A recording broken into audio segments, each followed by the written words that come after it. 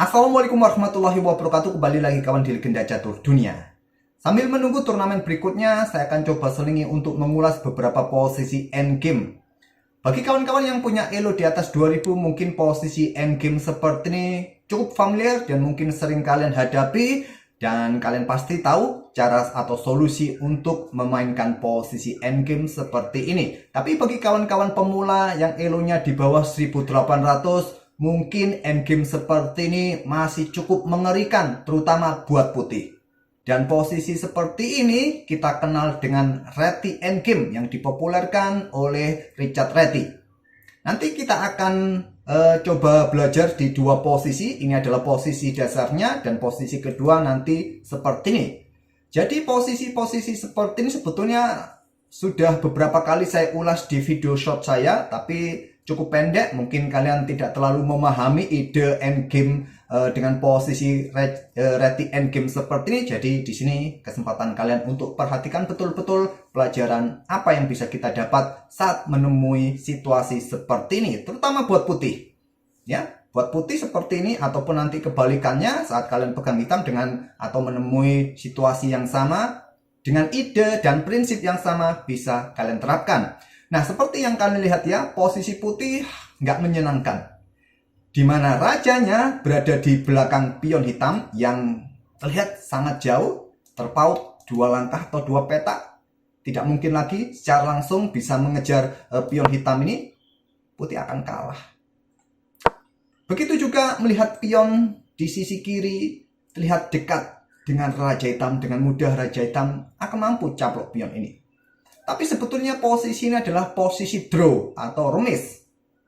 Nah, ada teknik dasar bagaimana kita ini bisa mengetahui sebuah pion ini mampu dikejar oleh raja atau tidak. Teknik dasarnya sederhana, yaitu dengan aturan the rule of the square.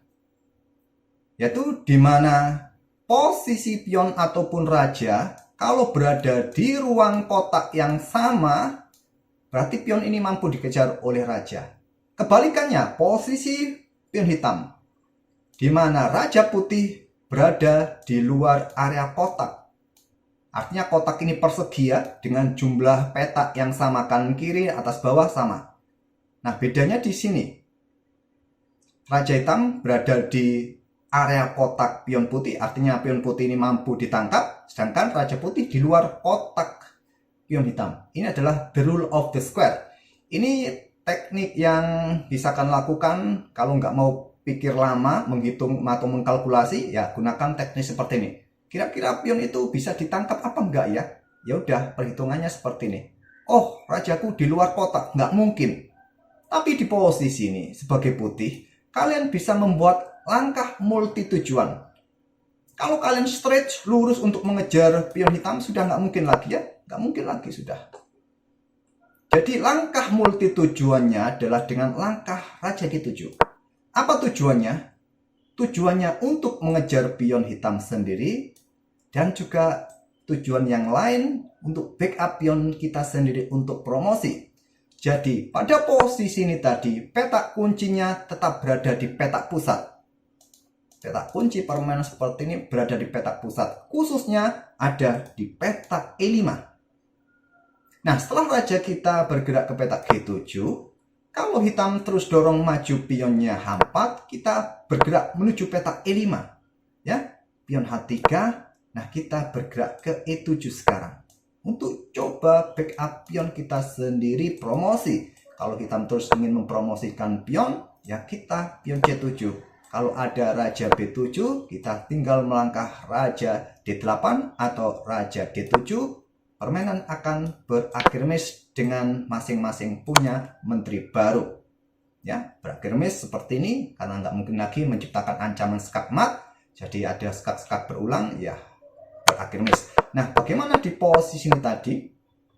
Hitam tidak coba dorong maju pionnya, tapi mencoba mendekati pion putih dengan raja B6 untuk caplok pion sebelum ambil pion atau dorong pion di lajur H ini. Nah, seperti saya katakan di awal, melangkah raja ke G7 ke F6 menuju petak E5 sekarang. Tujuannya tetap untuk bisa bergerak mendekati pion kita sendiri dan juga untuk mendekati pion lawan. Kalau sekarang raja ambil pion C6, maka kita bisa mendekati pion hitam dan permainan akan berakhir miss. Nah, bagaimana jika sekarang kita mulai dorong maju pionnya? Ya, kita ambil ide atau tujuan yang lain, yaitu raja D6. Raja D7, pion C7, pion C8 promosi. Permainan akan berakhir miss.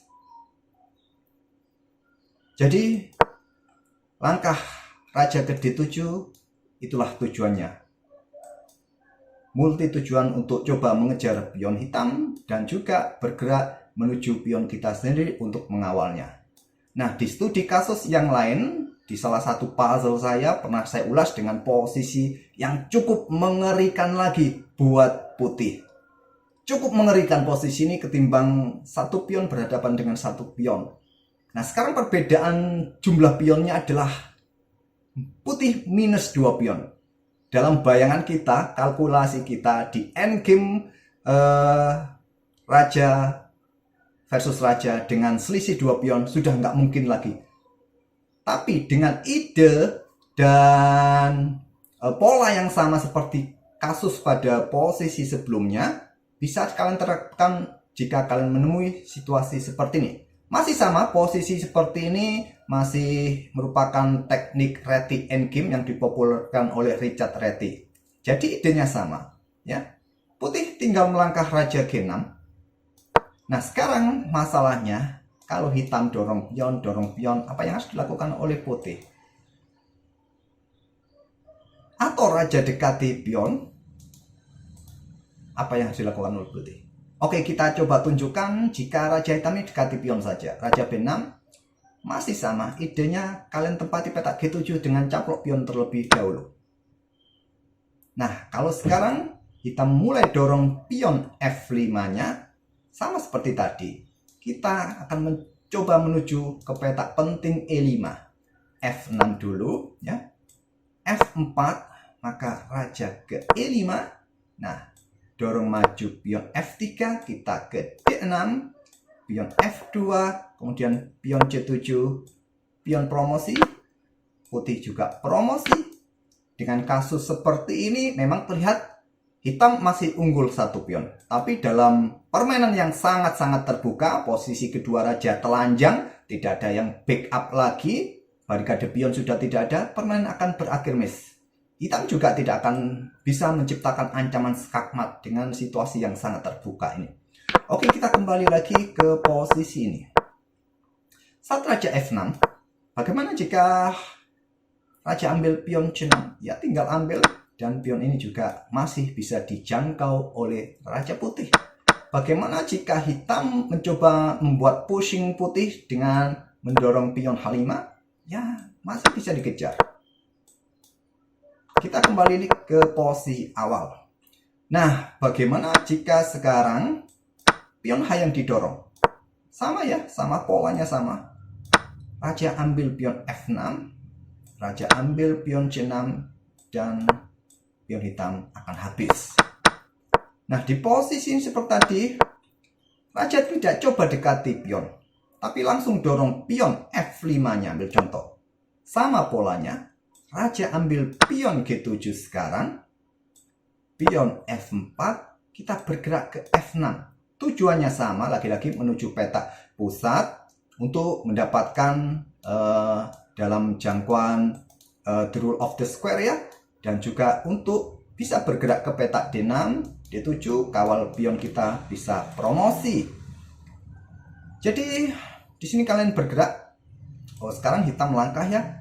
Kalau dorong maju pion F3, pion E6, pion F2, pion C7, raja B7, raja D7, pion promosi. Permainan akan berakhir miss juga. Sama jika di posisi ini pion H yang didorong, bukan pion F lagi. Pion H yang didorong, sama ya polanya. Raja ambil pion G7, H4, ambil pion F6, sama kalau kalian dorong salah satu pion sama seperti tadi ya.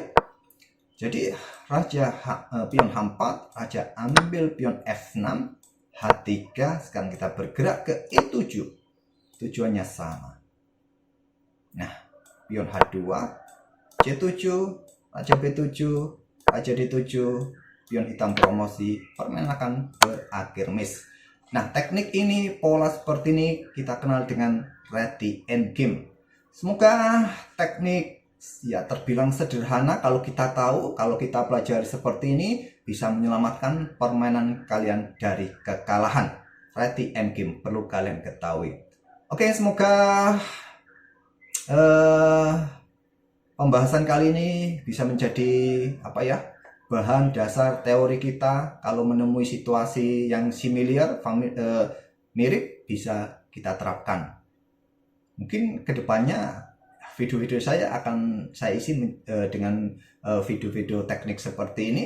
Ya kali aja buat kawan-kawan yang baru belajar, sangat-sangat dibutuhkan teknik atau video-video seperti ini. Terima kasih, kita akan bertemu di video-video berikutnya. Wassalamualaikum warahmatullahi wabarakatuh.